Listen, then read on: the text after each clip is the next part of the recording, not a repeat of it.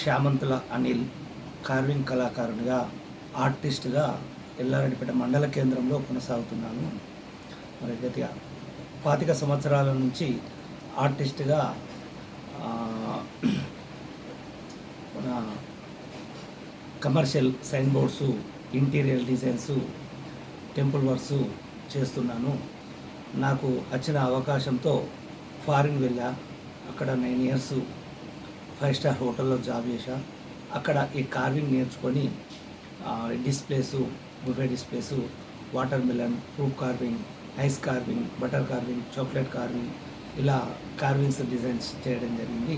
అనంతరం నేను ఇండియాకు వచ్చిన తర్వాత ఇక్కడ కూడా వివిధ మహనీయులై బాబాసాహెబ్ అంబేద్కర్ కానీ, తర్వాత మహాత్మా గాంధీ జయంతి సందర్భంగా మహాత్మా గాంధీని, తర్వాత మన ఆర్మీ చీఫ్ ఆ మధ్యకాలంలో ప్రమాదవశాత్తు చనిపోయిన సందర్భంగా బిపిన్ రావత్ది, తర్వాత పాకిస్తాన్లో సర్జికల్ రైట్స్ జరిగినప్పుడు అభినందన్ దాంట్లో పడిపోవడం జరిగింది. అభినందన్ను విడిపించాలని ఆ జ్ఞాపక పుచ్చకాయపై కార్వింగ్ చేసి నా వంతు కృషి చేయడం జరిగింది. తర్వాత ఇండియన్ ఫెస్టివల్స్ సందర్భంగా పండుగలకు ప్రతి పండుగ సందర్భంగా ఆ దేవుళ్ళ ప్రతిమలను పుచ్చకాయపై గుమ్మడికాయతోటి చేసి టెంపుల్లలో అందజేయడం జరుగుతుంది.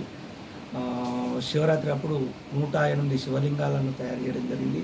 తర్వాత మొన్న అయోధ్యలో రామమందిరం ప్రాణ ప్రతిష్ఠ సందర్భంగా రామమందిరాన్ని కూడా గుమ్మడికాయ క్యారెట్లతోటి తయారు చేసి టెంపుల్లో బహుకరించడం జరిగింది.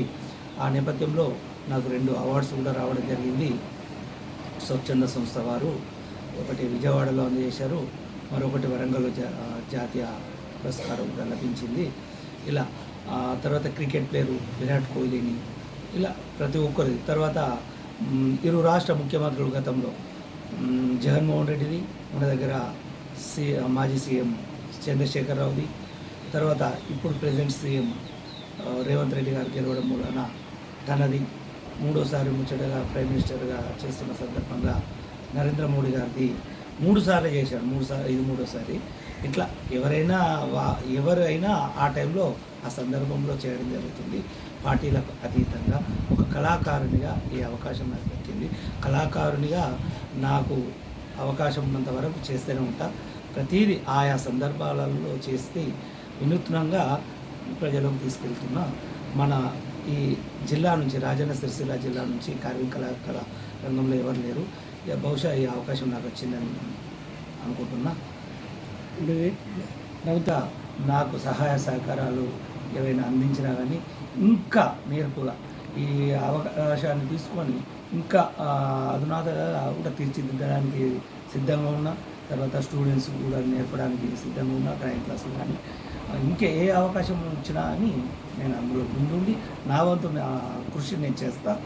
ప్లాన్స్ కానీ, డిజైన్స్ కానీ, డెవలప్మెంట్ రంగంలో ఏ ప్రాజెక్టు ఏదైనా చెప్తే ఆ విధంగా తీర్చిదిద్ది నా వంతు నేను కృషి చేస్తాను.